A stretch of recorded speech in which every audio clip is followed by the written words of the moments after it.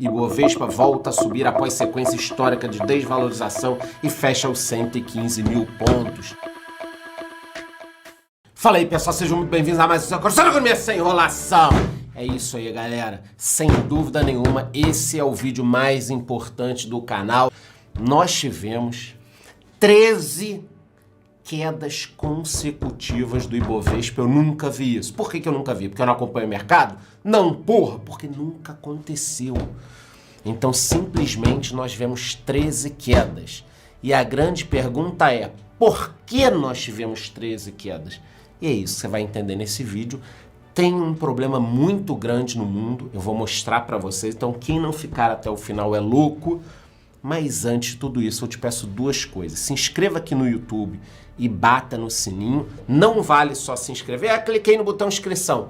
Legal, mas você tem que bater também no sininho. E a segunda coisa que eu te peço é me diga nos comentários aí a seguinte questão. Você, hoje, prefere investir nos Estados Unidos ou na China? Então, se eu te desse uma grana, tá aqui, 1 milhão, não vou te dar, mas se eu te desse 1 milhão, você iria investir nos Estados Unidos ou na China, se eu te desse só essas duas opções?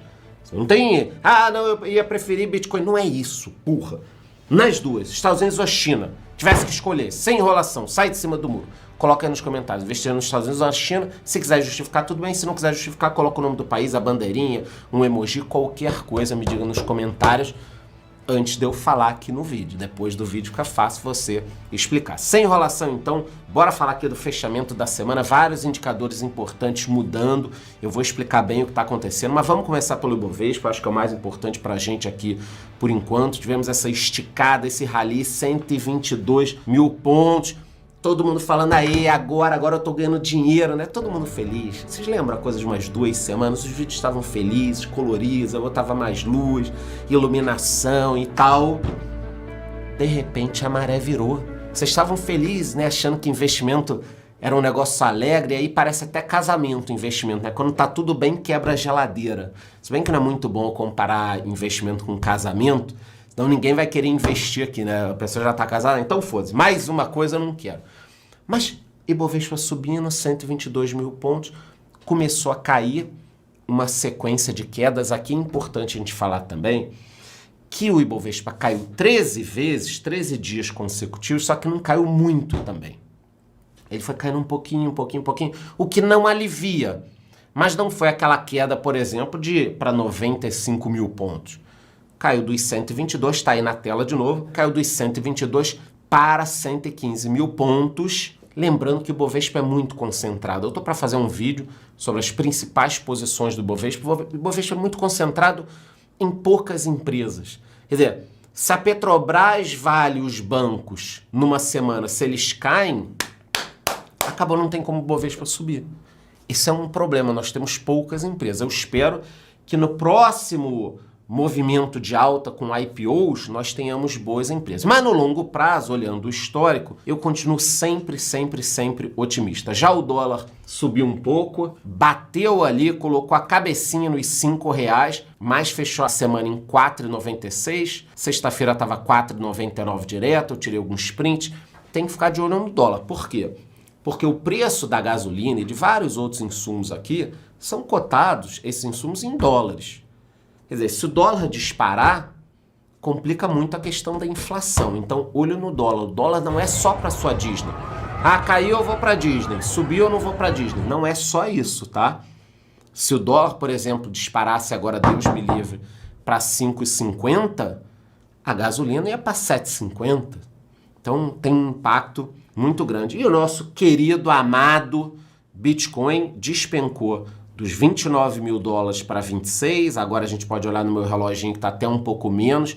Bitcoin é muito volátil, né? Eu falo aqui no vídeo, daqui a 5 minutos é uma coisa, aí caiu, aí sobe. Lembrando que eu também sigo otimista com Bitcoin. Poxa, Alan, você está otimista com tudo? Quase tudo no longo prazo, né? Vocês já estão percebendo isso, quem está aqui no meu canal há muito tempo, é que, bom, eu vou falar no final, essa minha opinião, tá? E o mercado de criptomoedas acabou caindo, segundo as matérias aqui que eu vi, por causa do Fed, a gente vai entender, e porque o Elon Musk vendeu um pouco de cripto. Falácia.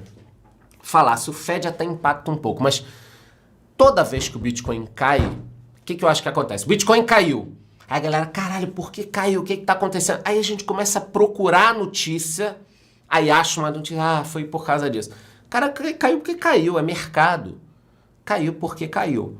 Mas a questão chinesa tem um pouquinho a ver e eu vou explicar para vocês. Os destaques da semana são super importantes. Aqui no Brasil, nós temos o desemprego caindo em 7 estados e no Distrito Federal no segundo trimestre de 2023. Eu gosto muito de falar da questão do desemprego. A gente vê as taxas aqui caindo. Provavelmente na próxima leitura a taxa já estará abaixo de 7%. É muito importante esse ponto do desemprego, não só pela questão humana. Já falei 1000 vezes com vocês, fiquei 2 vezes empregado, é horrível. Isso que eu não passei necessidade. Tem gente que fica desempregado e sem dinheiro.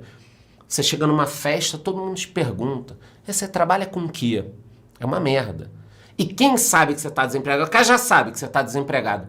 E aí, cara, Charlão, arrumou alguma coisa? Pô, eu tenho um primo que trabalha em tal lugar, quer que eu fale com ele?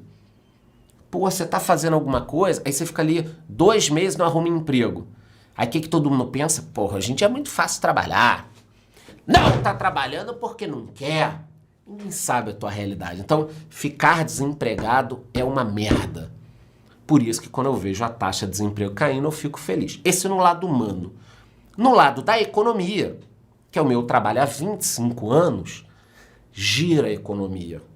Então, olha só, o cara que arrumou emprego vai fazer o carnezinho gostoso na Magalu, vai pagar o que está devendo no Nubank, como 1 milhão de pessoas no Desenrola devendo R$100, vai comprar um querequeque no Pão de Açúcar, um queijinho, alguma coisa, vai pagar a conta que ele estava devendo na Sanepar, ou vai deixar os filhos tomarem 2 banhos por dia ao invés de 1, porque senão ele não consegue pagar água. De novo, aí na tela vai fazer uma continha na Vivo, porque a primeira coisa que a pessoa faz quando tem um emprego é querer uma linha de celular, é botar uma internet em casa, porque o streaming, ela dá os pulos, né? Dá os pulos lá.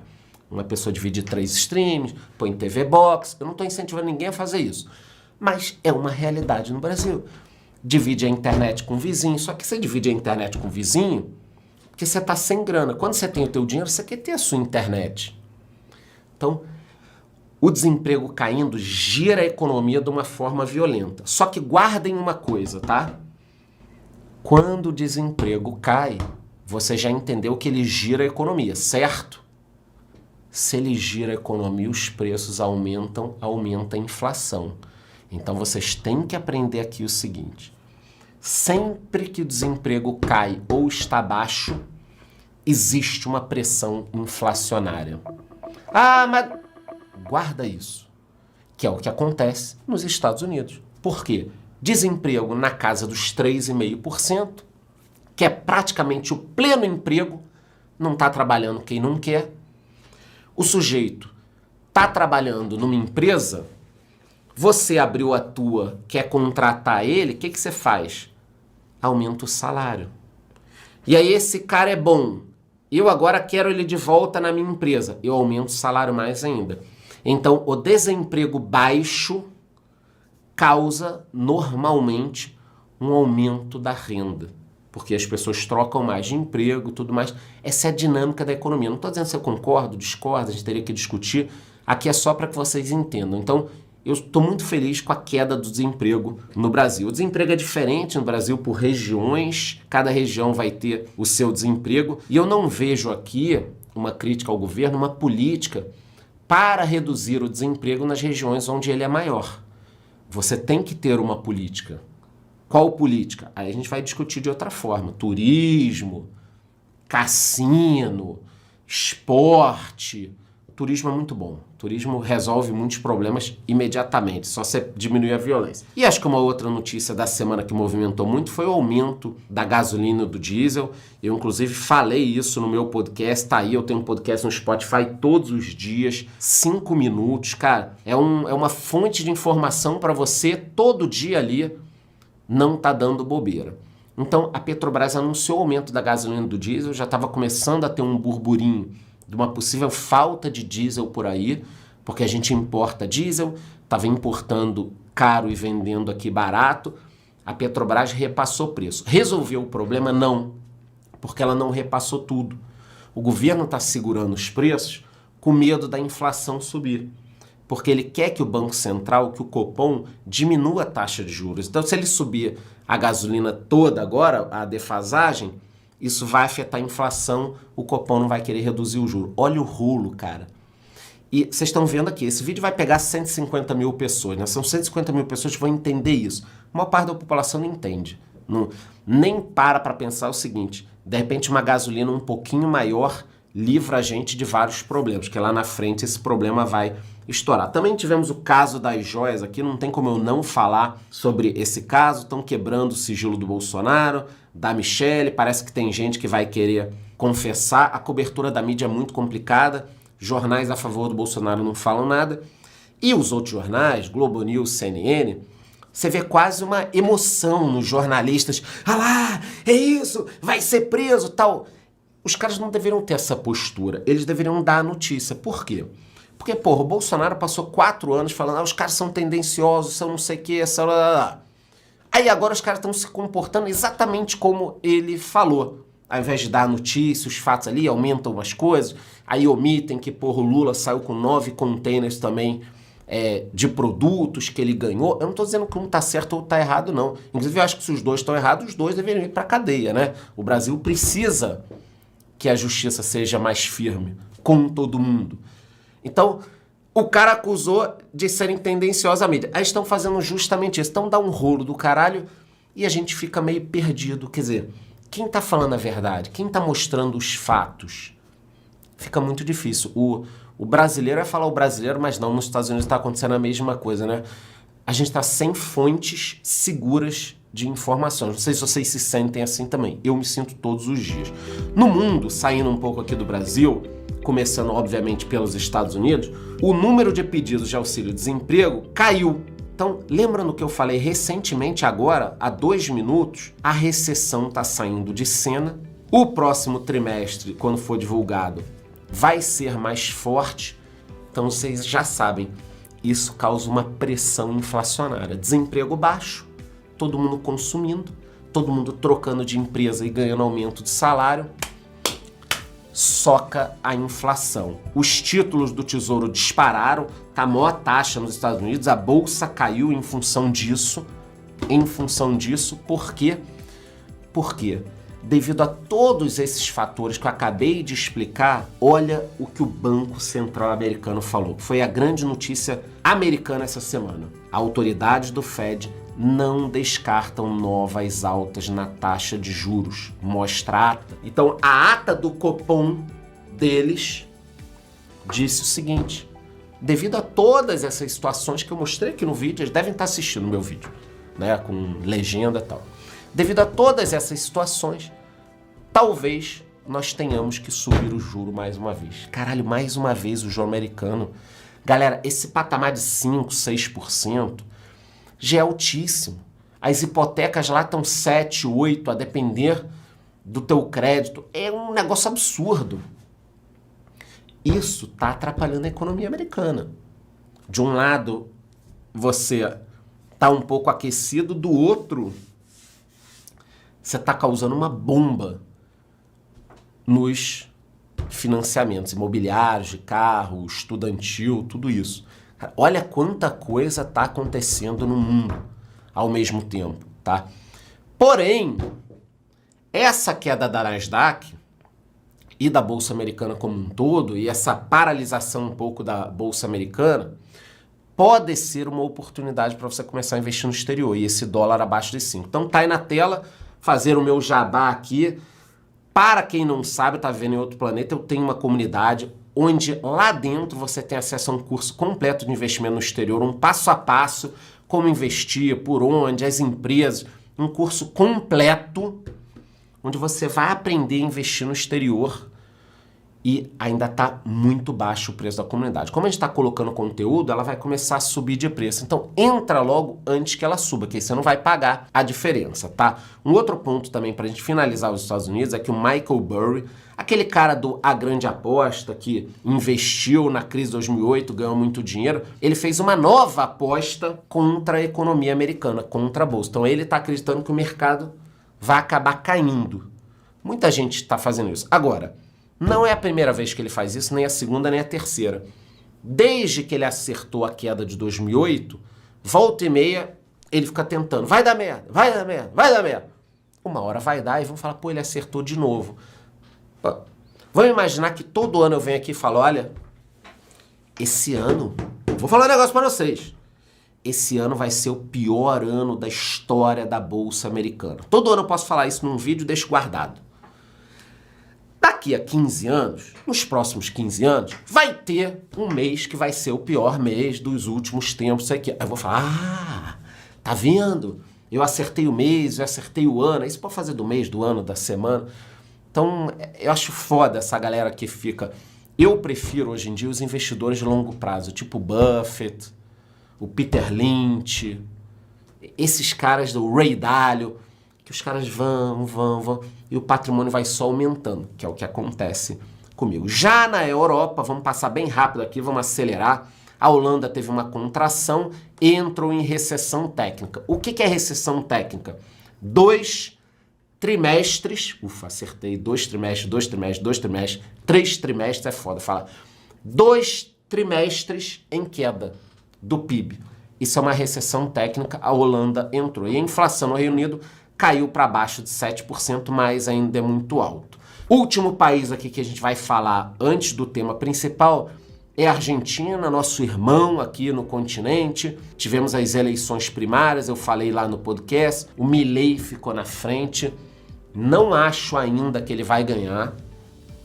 Eu acho que uma coalizão de centro-direita vai ganhar, talvez com a Patrícia Bullrich. Mas quando a gente estiver mais próximo das eleições, eu vou estar falando muito aqui, provavelmente vou para a Argentina, estive lá, gravei quase um documentário. Então, vocês terão todas as informações. Não acho ainda que ele tem condições de ganhar. Talvez a Patrícia Bullrich ganhe.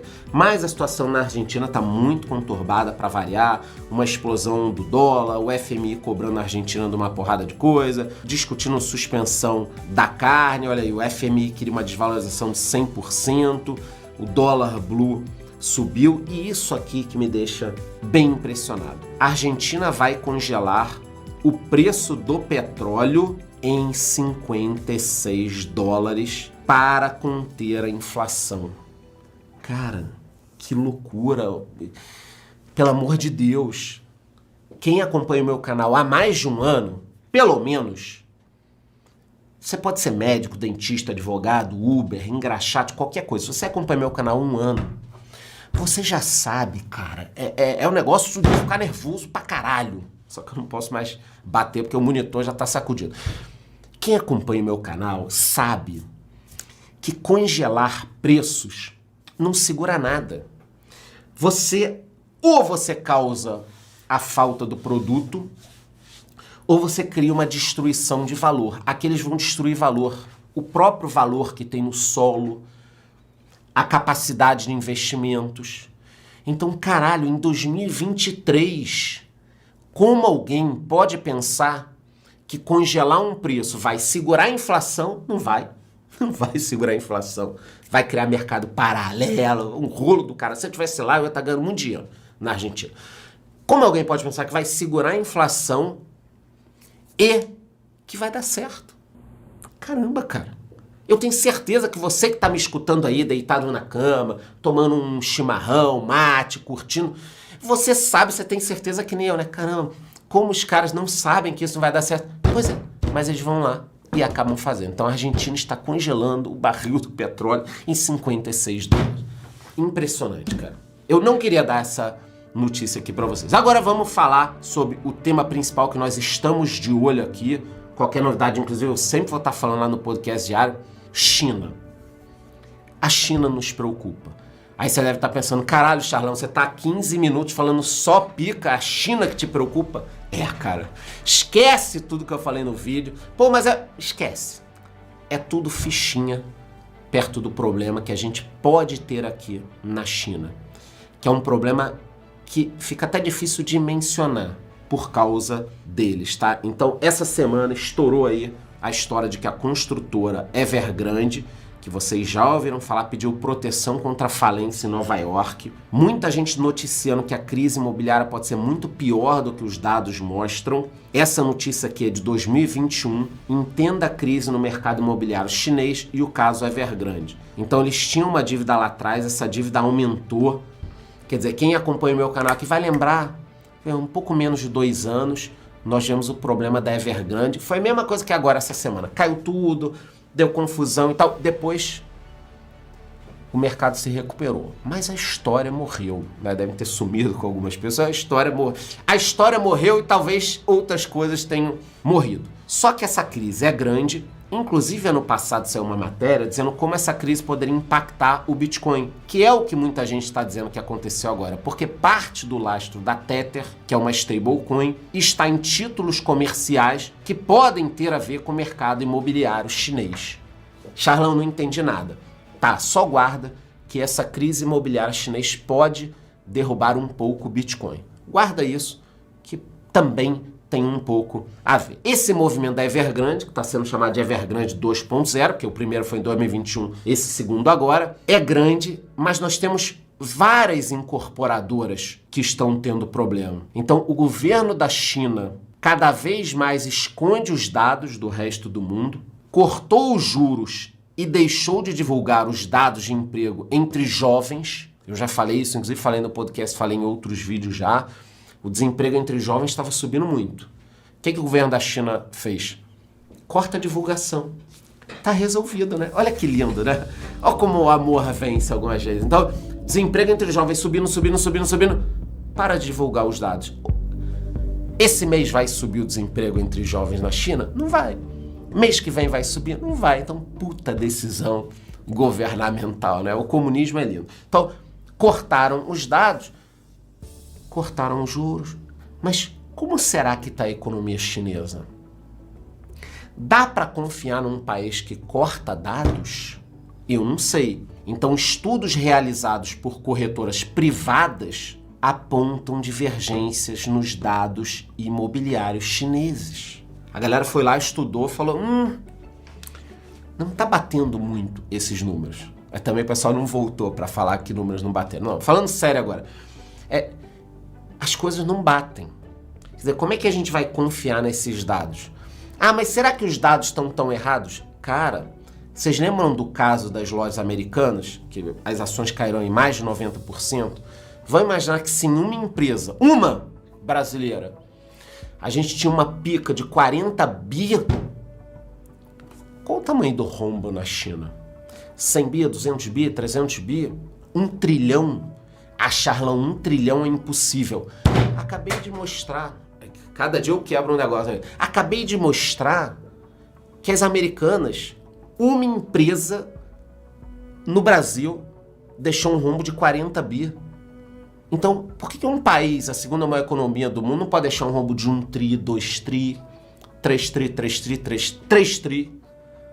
Por que não? O destaque dessa semana, então, vai para o setor imobiliário, que é um dos que mais contribui para o PIB da China, PIB de qualquer país, o setor imobiliário vai contribuir, e que pode estar com algum problema. Vamos lembrar que nos últimos anos muito se discute sobre as cidades fantasmas que existem na China. Várias imagens já circularam, as pessoas explicam nessas cidades, prédios, casas, shoppings, fantasmas, muitas coisas assim. E aí cada um dá uma explicação, já teve gente me xingando. Ah, você não sabe o que tá falando, você nunca foi pra lá, essas cidades são cidades pra dentro. Cara, você pode me xingar à vontade, mas eu acho estranho. Quem acha estranho também pode falar nos comentários.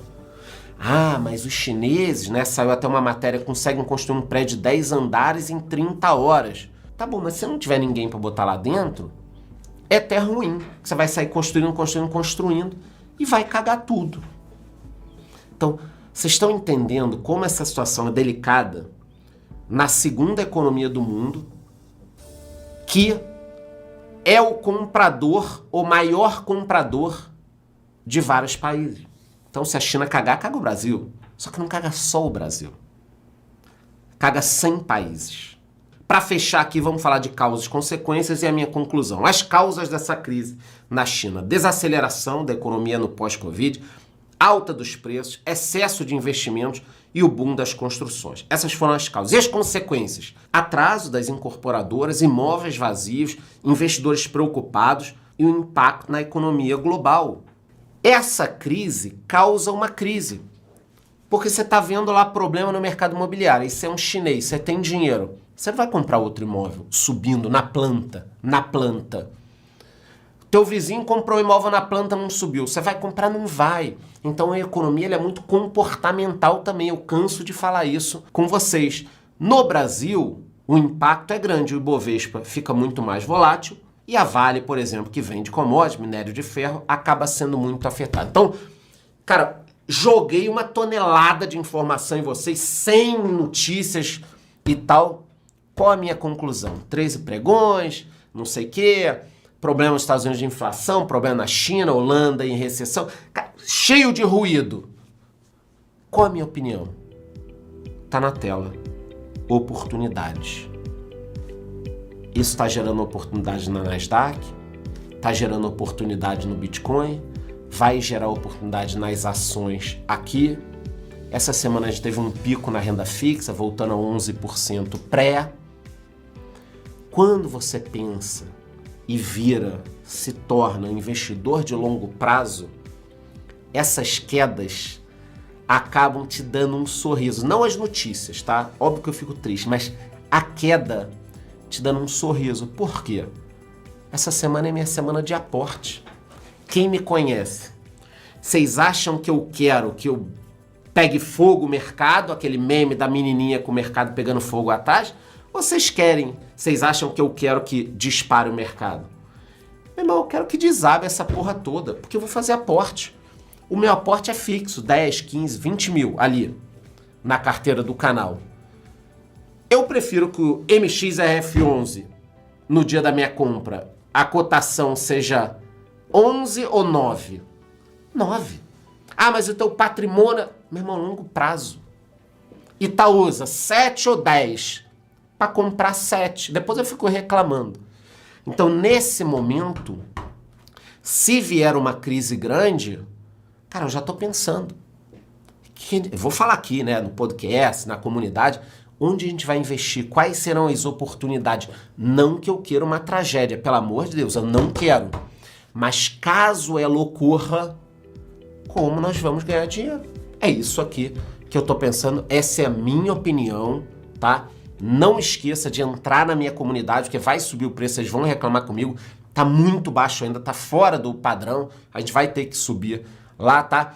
E 2 pedidinhos. Se inscrever aqui no canal, bater no sininho e me fale aí agora, depois de todas as informações. O que você prefere? Sinceramente, sem enrolação, investir nos Estados Unidos ou na China? Qual seria a sua preferência se você fosse obrigado a escolher um lugar? É isso, gostou? Curte o vídeo, curte o canal, bate no sininho.